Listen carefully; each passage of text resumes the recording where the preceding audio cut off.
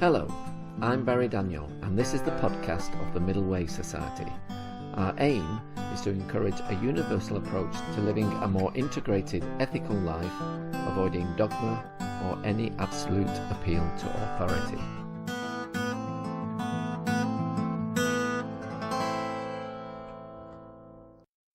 Our guest today is the British politician Tim Farron. Tim was the leader of the Liberal Democrats from July 2015 to 2017. He's been the Member of Parliament for Westmoreland and Lonsdale since 2005, and he's here to talk to us today about liberalism, its origins and development, its core values, and how it might relate to the Middle Way. Hello, Tim. Welcome to the Middle Way Society podcast. Thanks for having me.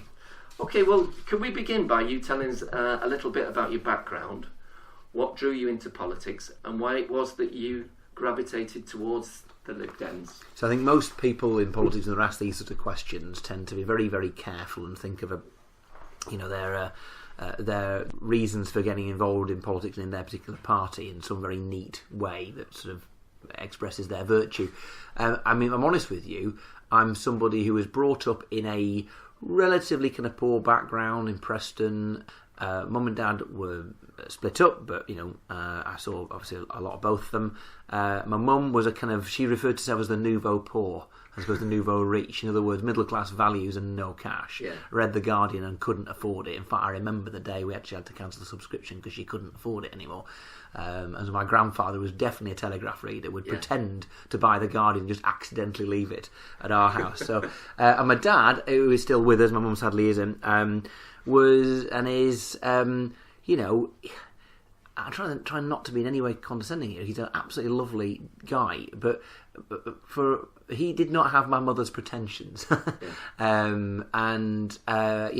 is fairly traditional, Lancashire guy born in the late 1940s. Traditional values, but having said that, he was whilst having a proper job, he was a DJ for 13, 14 years in a nightclub just outside Preston. And so I had I would say fairly youthful values. They were 20 and 21 when I was born. And so music was hugely significant, and it still is. I'm an absolute pop music anorak. Were you in a band? I was in a terrible band. It's a great thing to do with your mates. I mean, some people become mates with people they form a band with. I formed a band with people who were my mates, and when we stopped being in a band, we're still mates, and we're 47 and we're still mates, and that's brilliant. So we were terrible. We were once written off as a fourth-rate New Order, which I was quite, proud of, really. But it gives you a sense. So I was brought up terrace house, main road between Preston and Leyland. Behind us were the gasworks, although behind us was also a farm where I did my first ever paid work, sort of lifting hay bales and so it was an interesting kind of mixture. Comprehensive school, certainly at one stage, I think it's changed now, but at one stage there were more kids from my year went to prison than went to university, and that certainly was the case. I think there's a few people who've gone and done degrees in their mature years since to change the balance. But so just give you a little bit of picture. I was interested in politics from an early age. I remember the 79 election because I missed school rather, because they closed the school for it was a polling station. I didn't have strong opinions about any of the characters. Margaret Thatcher was interesting. It was a woman being Prime Minister. James Callaghan I felt sorry for, although I remember him saying after he'd lost the election he'd have more time to see his grandchildren. I thought, well, that sounds nice. David Steele was impressive to me because he looked like the outsider and he looked like a scrapper. And if anybody's jib I liked the cut of, it was his, but it wasn't to the exclusion of everybody else. 83 election, I remember as a 13-year-old. I remember feeling all sorts of mixed views about everybody. Again, I thought Steele was the person who shone as being the most interesting of the four candidates for Prime Minister, because you had Roy Jenkins as the SDP leader then to compare with Michael Foot and Margaret Thatcher. I joined the Liberals in 86. A range of things had happened in that period at that time. I saw quite a lot of housing need around me, and anybody who's ever heard me speak will be bored silly hearing me this, but I did watch Cathy come home when I was 14. It did make me cry, and I wanted to do something about it. Ken Loach would have had me join the Socialist Workers' Party, no doubt, but I share his compassion for those in need. I don't share his dogmatic approach as to how you solve those problems. The evidence is that he actually make them worse if you do those things in the long run. I joined Shelter, first of all. Okay. Went down and bought a postal order for £1.50. Joined Greenpeace a few months later. Saw Live Aid when my dad was playing cricket one Saturday afternoon, that July day. I was bored of watching my dad's team, whether they're doing badly or well, I can't remember, but I went in and watched the big screen and saw Live Aid. And of course we were subjected then not to the kind of nice, neat, sanitised, saccharine little stuff from Blue Peter appeals, but to real full-on, very political little mini documentaries of what the famine in Eritrea meant, and actually whose fault it was. That this was not just an unfortunate accident. This was a result of faulty politics, and these sort of things sort of built themselves up. I did economics O level. I didn't have a hatred of Mrs. Thatcher or anything like that at that point. I remember thinking it penny dropped with me that she was actually using high unemployment as a means to undermine the trade union movement and to keep inflation down. I saw half my mates with that. I mean, my parents were out of work from time to time, actually, my mum especially. Half my mates' parents were out of work almost all the time, their parents were. And I was devastated by this, and I was appalled and outraged by it. Got to sixth form, and I joined the Liberals, because I'm a Liberal. Okay, well, let's dive in then. So, what are the origins of liberalism? How did it come about? I think, we can put people into brackets too easily. Sure, one of the great things about liberalism is that it is rational, it's reasonable, it's inclusive, and it's not overly dogmatic. It's one of the things that I'm attracted to it for. So where does it come? I mean, I guess any thought process that says that forms of government that are dictatorial, unjust, arbitrary, which denies the rights and freedoms and the well-being of the common person. That's where liberalism kind of comes from.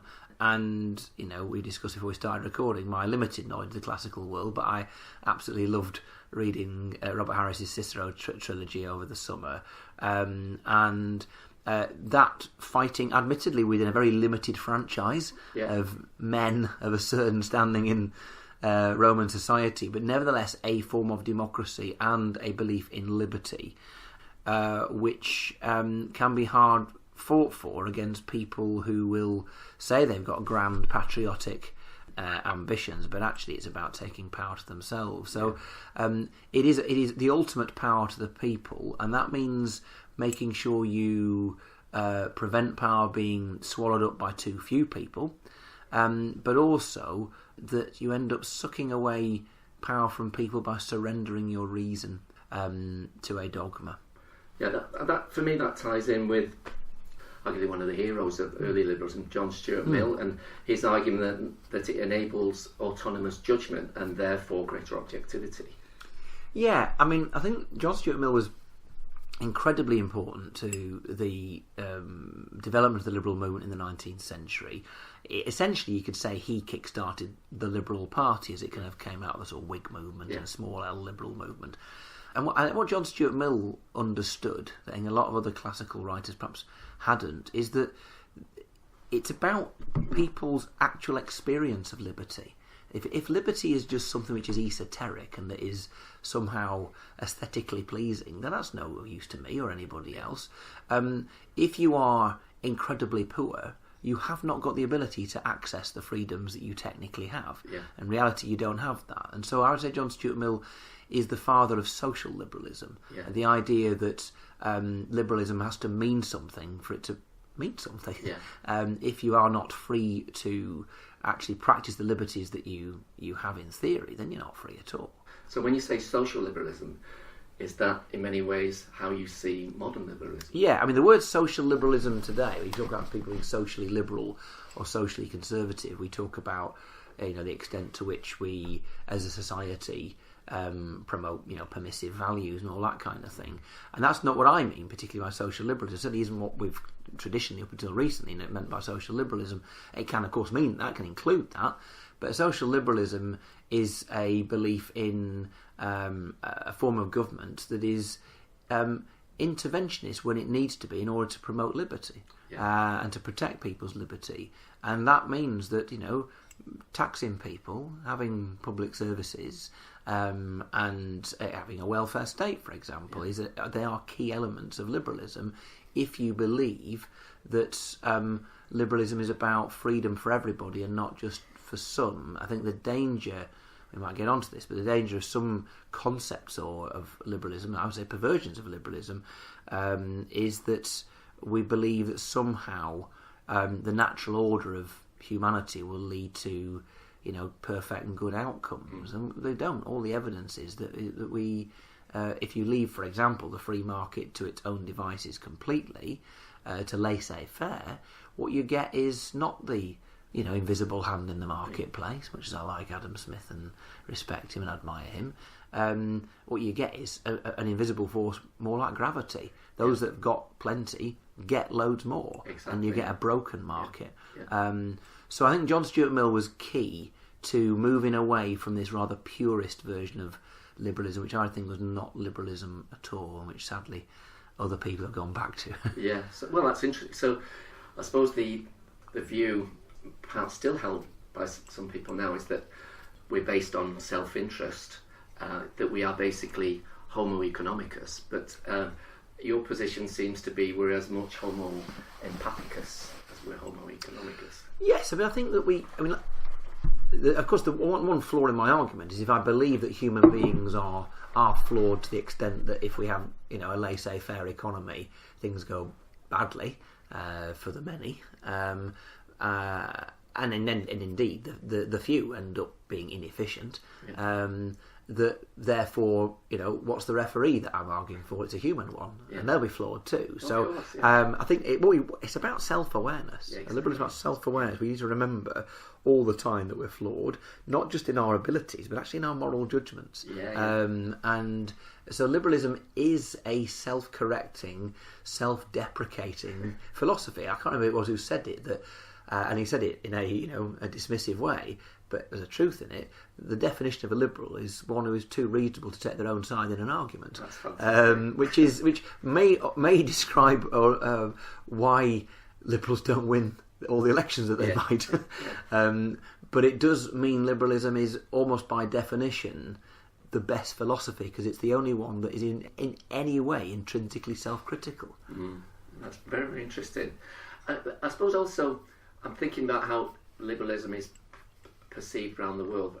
Like, for example, in the States, a liberal is often seen as a sort of soft socialist, arguably. But how are liberals perceived here in Europe? Well, are they perceived different on the continent than they are in the UK? Well, it's funny. I think American liberalism and British liberalism have often had quite more in common than in many other places, because US liberals, which has generally been seen as the left wing of the Democratic Party, which is probably about the centre of the Liberal Democrats. A guy who wrote a really interesting book called Republicrat, interestingly enough, who worked for David Laws, who was, by his own definition, a centre-right Liberal Democrat and, latterly a minister in the UK. This guy himself counted himself as a centre-right Liberal Democrat. And interestingly enough, he was also an evangelical Christian, went to the States and was gobsmacked that he was seen as a Marxist, having been a centre-right Liberal Democrat in the UK, and also to be a Christian and to be left of centre in a US context was seen utterly bizarre, which I find fascinating and troubling personally as a Christian myself. But I also think that what has happened in the US and the UK is almost the absence of a Labour Party in the States and the presence of a Labour Party in the UK has led, for different reasons, liberals in the two countries to be really rather similar. To be people who believe in individual liberty, but also believe that individual liberty is meaningless without state intervention, frankly. So actually European liberalism has often been a more classical centre-right variety, although in the Netherlands in particular, sort of D66, and in some other parts of the European Union, you've seen liberal parties grow to be more like the Liberal Democrats. And actually, one of the blessings of the European Union, in particular the European Parliament, is that the the Alliance of Liberal Democrats for Europe, ALDE, the Liberal Democrats party across Europe, it's sort of homogenised liberalism in our kind of area more than others. We've just seen the Free Democrats returned in Germany, which is great news. But they are, they're free marketeers, but they're also good liberals. And so there is a bit of a broad church. And you've got this bizarre situation that there are two parties in the Netherlands that are in the Liberal Party in Europe. VVD, which is centre-right, that Ken Clarke could happily belong to. And then D66, which the majority of Liberal Democrats would probably belong to, although some would join VVD. And the fact that, I don't know where we got with coalition there yet, but in the last government, the centre-right Liberals were in government, and the centre-left Liberals were the main opposition. What a wonderful situation. Yeah, very interesting. You touched on a few minutes ago about the church and state. To what degree do you think liberalism has played a part in them living side by side? Well, interestingly enough, if you could think of one trigger for the Liberal Party's success in the latter part of the 19th century, it was religious liberty. And around here, and one of the underpinning strengths, I guess, of liberalism in this part of the world, in Westmoreland, in Cumbria as a whole, particularly in Westmoreland, is support for the current Liberal Party from people of a non-conformist, low church, Methodist, Quakerish background. And that actually does stretch back to, for a variety of... There's shared values, but there's also, going back to the 19th century, the fact that the Church of England controlled everything. I mean, people couldn't go to university, they couldn't get top jobs, they couldn't get married in the place they wanted to. You were severely restricted, in many ways like non-Muslims are in many Islamic states today are. Just in Victorian Britain, if you weren't Anglican, and in many ways you stuck out more of a sore thumb, if you were one of those Christians who wasn't an Anglican, and in particular a nonconformist. Arguably it was the Liberals who, under Lloyd George, made sure that the Church of Wales was disestablished, but the Church of England remains in place. And I still think, as both a Liberal and a Christian, an established church is wrong. Because you can't go legislating to make people Christians who are not Christians. No. That's not how it works. And there's also something illiberal about saying this is the state religion. And if you go back through history, it generally ends badly, whatever the religion. My view is it'll be better. It will liberate the Church of England to be what it should be, rather than be part of the furniture of the state, if and when we disestablish it. And I would rather the Church of England disestablished itself from a position of strength than got itself disestablished from a position of weakness at some point in the future. I definitely agree with that, yeah.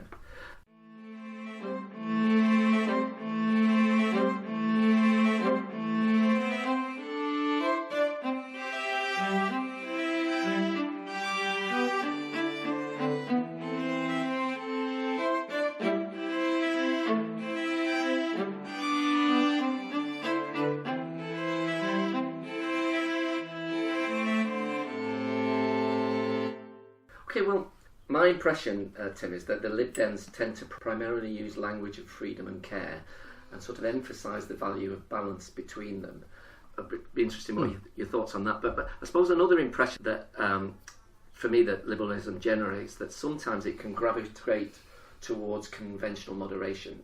It can be seen as wishy-washy. In what ways might conventionally moderate positions perhaps be inadequate or even dogmatic at times?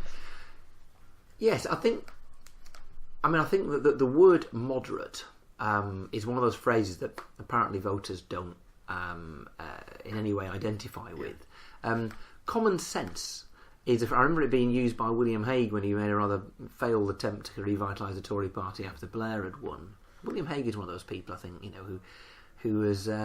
I should take a leaf out of his book. He's done very well since he stopped being leader. but I think possibly because he was true to himself afterwards, and he felt a bit contrived when he was being leader. But this common sense appropriation of that phrase, which Farage and others have used as well, has sort of sullied that word to mean anything but. It's the thing that the bloke down the pub says, the thing that Al Murray says when he's being ironic, and that millions of other people use when they're not being ironic, but they don't realise that they should be. But what is common sense? And it is to make the best judgment on the basis of available evidence. Yeah. And available evidence is that whatever your heart tells you about the state of the country at the moment, it is unwise to spend ludicrous amounts of money on revenue spending that if you have any sense will within a decade lead to colossal austerity. So Corbyn's heart might be in the right place, but his head definitely isn't. And if your head knows it's wrong, then your heart should follow, frankly. And on the other side, that you would pursue a dogma of taking Britain out of the European Union in the most extreme version possible, which is the Tories' current plan, because you're terrified of the electorate, or more likely because you're terrified of 2 or 3 newspaper owners and a few dozen MPs in your own party. That's the most unpatriotic thing imaginable and the most dogmatic thing. And if you look at what's best for your country, what do you want your grandchildren to experience in the next 20 years' time or something? And when you answer that question, it's not to do what this government's doing now. And I don't consider, the current Conservative government to be full of, on the most part, swivel-eyed dogmatic loons. I consider them to be full of people who are prisoners of circumstance. Well, go and make your own luck rather than putting up with somebody else's. And so that's not moderation. That's about being radically doing the right thing and taking. And sometimes you go down in flames by doing radically the right thing. I nearly did here, and I'm grateful that I didn't. But if I had gone down in flames, I would have been proud to do so. What's the point in doing the wrong thing and winning? Spot on then, Tim. Well, maybe you could give me a practical example of liberal common sense. For example, when you have different objects of care, such as caring for people and caring for the environment, one of the basic needs of a population is obviously adequate housing. This is something you talked about earlier. Such housing may require the use of greenfield sites with the subsequent depletion of wildlife, added risk of flooding, which we know we're very familiar with in this area, reduction of forest cover, etc. So what do we do in a situation like that? Well, not point the finger at each other too much, because you talked about forest cover and flooding, all the rest of it, and it's an interesting place to start. I'll blame George Monbiot for the next floods, and I'll blame him not because he's wrong, but because the way he goes about it is so wrong that he makes it almost impossible that we'll ever achieve the things he wants. And so, for the uninitiated, George Monbiot has a habit of effectively saying that all modern forms of farming in the United Kingdom, and indeed traditional ones as well, cause flooding. It's all the farmers' fault. It's all the fault of people who support the farmers, and so on. First of all, he's wrong in so many ways, and even when he's right, he's wrong in the way he goes about it. Because if you're dogmatic and shouty at people, you're never going to get them to change their behaviour. But so the reality is, yes, so the use of woodland in farming would potentially, in the right way, help to retain water in the uplands and potentially could help prevent flooding. But you have to get to a place where people want to be in that position, and that means taking people with you. But I think that there is a conflict sometimes about care and pure versions of liberalism sometimes, or freedom, curtailing my freedom, though very often is for a greater freedom. And you argue that. So I think stopping me belching out fumes from my house because I'm not properly insulated, for instance, is not about curtailing my liberty. It's about protecting my children's and my neighbours. Yeah. And that's a key understanding of proper liberalism. It's why, what people will often call libertarianism isn't liberalism at all. Libertarianism is your right to trample over everybody else's freedoms, in which case you're not a liberal. So it is about that balance. But again, we need not to look at. So you talk quite rightly about. We need to build affordable homes because that's an important freedom, important access to society. Not the most important access to society is decent, affordable housing, secure housing. And yet, if you build it somewhere which is in someone's view, or taking someone's green space, or potentially in the floodplain, you've got to then balance that. And and there's not 100% right decision. Yeah. And I think it's important to remember that. Yeah. The more I go through my life in politics, the more I realise that those people who are absolute purists are almost always totally wrong. Yeah.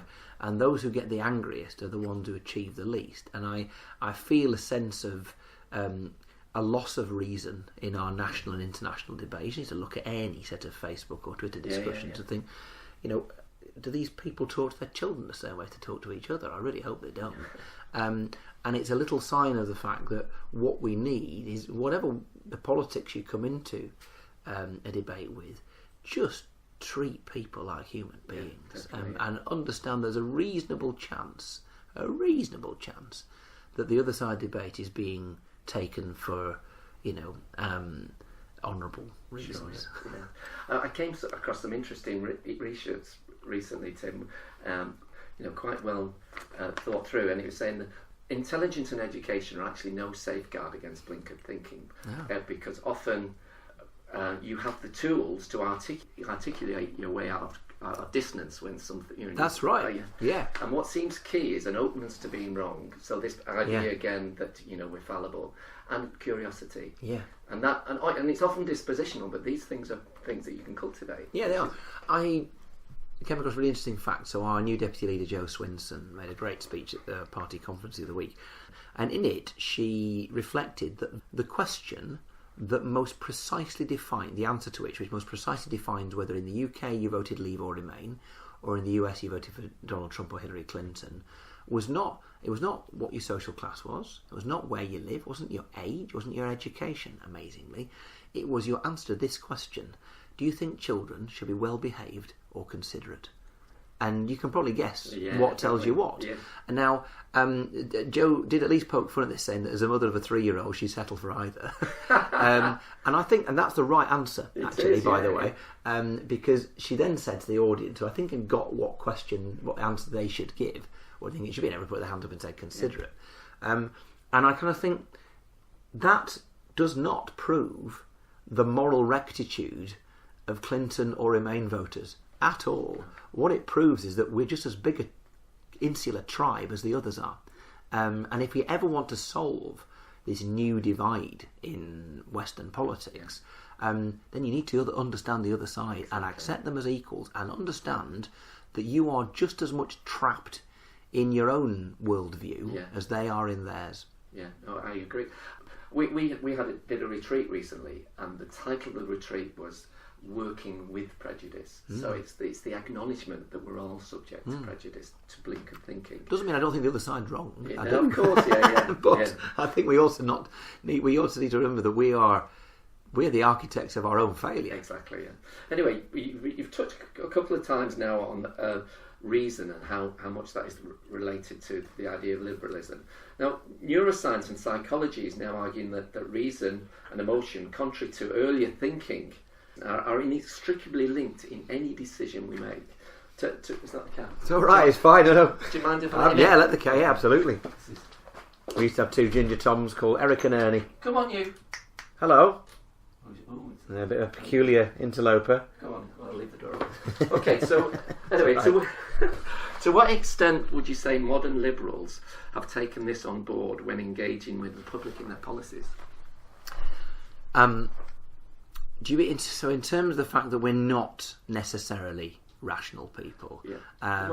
It's not that we're not. Yeah. But we're as much emotional beings as we are rational ones. Of course we are. And I think that so people will say, Brexit was won on emotion, Trump won on emotion, and the opposition to Trump is all about emotion and so on.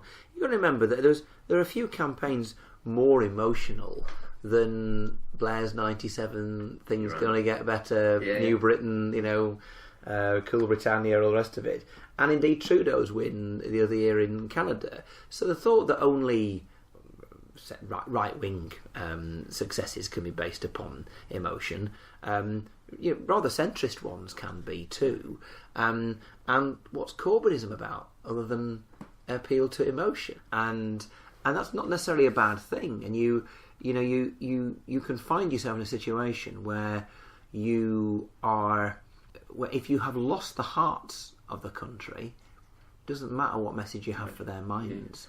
And I've seen it happen where, a person, the messenger is so tarnished that it doesn't matter how good and wise their words, they're lost. Yeah, I suppose I'm thinking about 3 years ago there was a debate between Nick Clegg and Nigel Farage, and I remember watching it and thinking, obviously my bias was kicking in, but I thought Nick Clegg had all the arguments. I thought he's going to win comfortably here, and then the next day I saw the polls. And that's right. And I had to acknowledge that Nigel Farage is a canny operator. That's right. And he plays to people's fears and prejudices. What was interesting is that, so I remember those debates very, very well. I hasten to say I did not do an impression of Nigel Farage. However, I stood in for him when we practiced for those debates with Nick. So I was Nigel. And so you had to come up with the kind of, not just the words that he would use, but the thought processes. And they're so simple and effective. And like all lies, they're based on a grain of truth, because that gives something to people to hang on to. And we just see the AFD's, advance, modest, and I hope limited advance in Germany. But a lot of that is based upon a grain of truth, and that's all you need in order to turn it into a big, big lie. Yeah. Okay. Next question. The Liberal Democrats are very much seen as a progressive party. How integral is the notion of progress to liberalism? Well, again, so to this liberal, to me, I think we talk in terms of progressive and reactionary conservative forces, as if that's all there is. When we talk about progressives, it's generally speaking, lazy shorthand or safe shorthand for the centre-left. So Greens, Labour, Liberal Democrats, we balk at including the Nationalists, but we kind of probably do a bit. Scottish and Welsh nationalists as well, but it's such a broad church. You've got people who are nationalists. I always think nationalism is the opposite of liberalism in so many ways. That liberalism is by its nature internationalist, and I certainly don't think Marxism counts as a progressive philosophy, at least not in what we would consider normally that word to mean. But in any event, progress. If you just hanker after progress for its sake, then you are slipping into the realms of unreason, aren't you? Because some things work, in which case, let's keep them.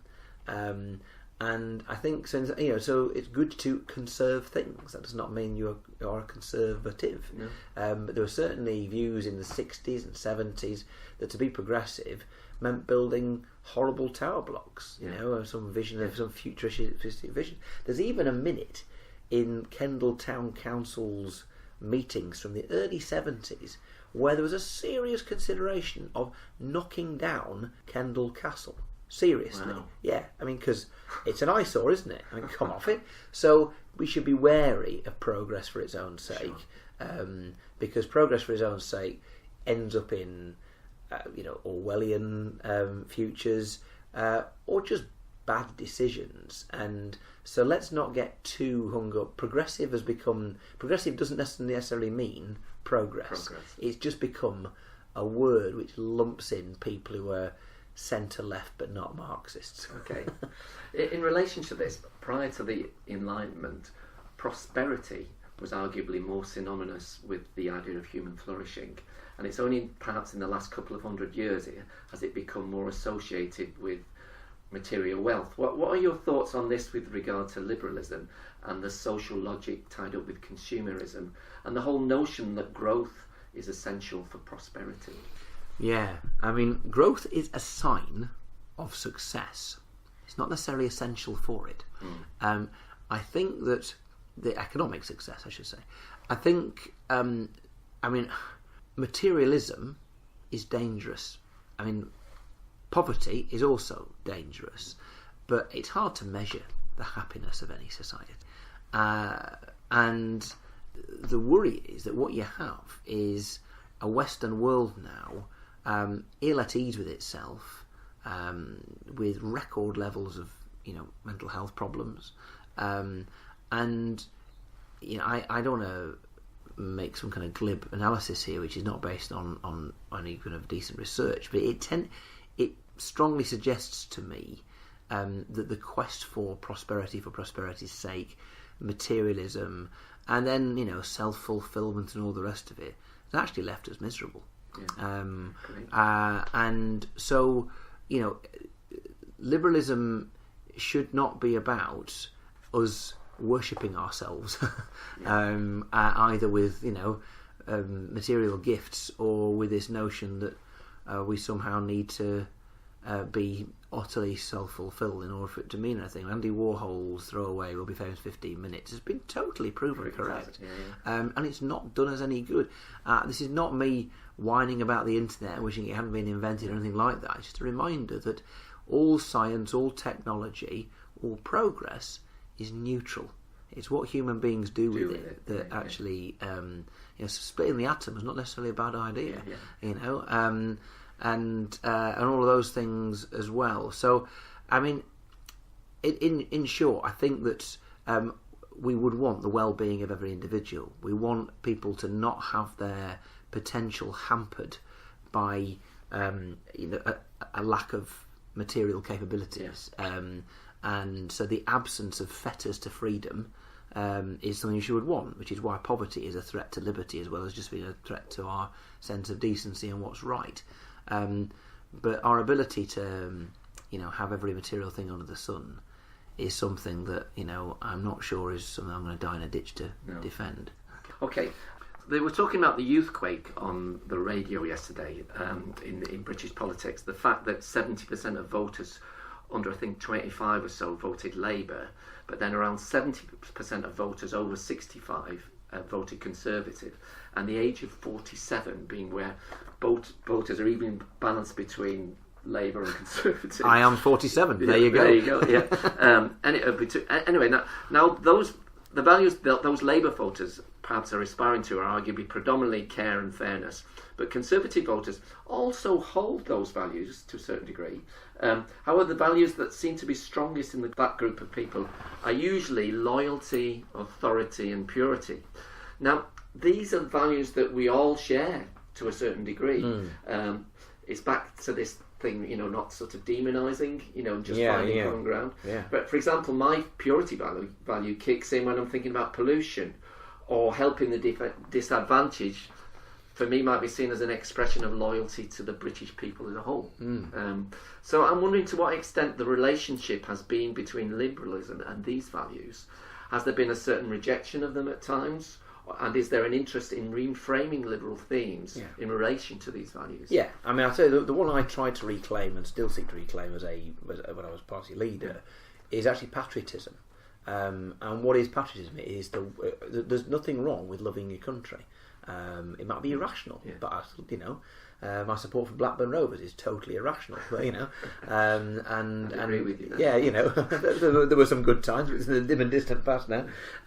But I love my country. I do, and so I want the best for my country. And I think to lead your country onto the rocks for the sake of a bizarre nationalist ideology is anti-patriotic. So I think, liberals should reclaim that sort of language.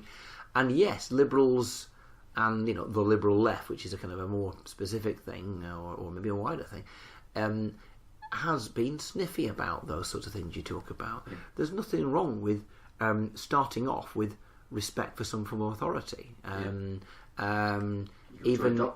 That's right. And basic politeness and treating people kindly, respecting people as a default, whatever happened, and all those sorts of things. And loyalty is I guess that you could argue that loyalty from the far left has generally been something that's done at the end of a barrel of a gun. But loyalty to your community, to your family, to your friends, they're good things. Yeah.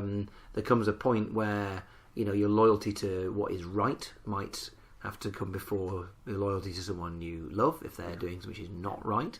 But again, these are balanced judgments. We are flawed beings, and we're making judgments in that flawed environment. And the danger is when we are overly dogmatic in a political sense. Yeah. Okay, well that brings me to this question. What's your understanding of the middle way, Tim, in relation to what we've been talking about today? Well, I think first of all, it's not what we're not, it's what we are. And to be, if the middle way is something that is about a non-exploitative, non-dogmatic, reason-based, compassion-based, liberty-based approach to running an economy and a society, then that's something that ought to draw more and more people into it. And my observation is that the majority of people in Britain would want that, and the majority of people in Britain don't vote for that. And the problem is maybe our electoral system, or maybe it's our culture. We think we have a free press. We don't really. It's owned by 3 or 4 people with a really specific agenda. And we can say we're, right-minded, free-thinking individuals. We all have our views formed and affected by the media and by those who mediate what we get through it. So for me, liberalism and the middle way, if that is what we're talking about here, is about a way of running a country which is based upon reason, on logic, on compassion, on respecting and nodding towards ideological positions, but not being an absolute foolish stick in the mud and thinking that's the only way you can run things. Being on autopilot is fine until autopilot guides you towards a mountainside, in which case take over the controls and sod the manual, keep yourself in the air. And the manual might tell you that you should increase public spending or decrease public spending. What you should do is look out the window and see what you should do. So I think the key thing I want us to do in these coming years, yes, to reclaim the notion of patriotism for liberals, also reclaim the notion of common sense, which is not the preserve of the pub bore, it's the preserve of people who respect those of ideological certainty, but believe actually the public interest is the most important thing. Great, okay. Well, it's been absolutely fascinating talking to you. Thank you very much for giving up your time today. Thank you. It's been a pleasure. Great to see you. Thanks very much. Thank you.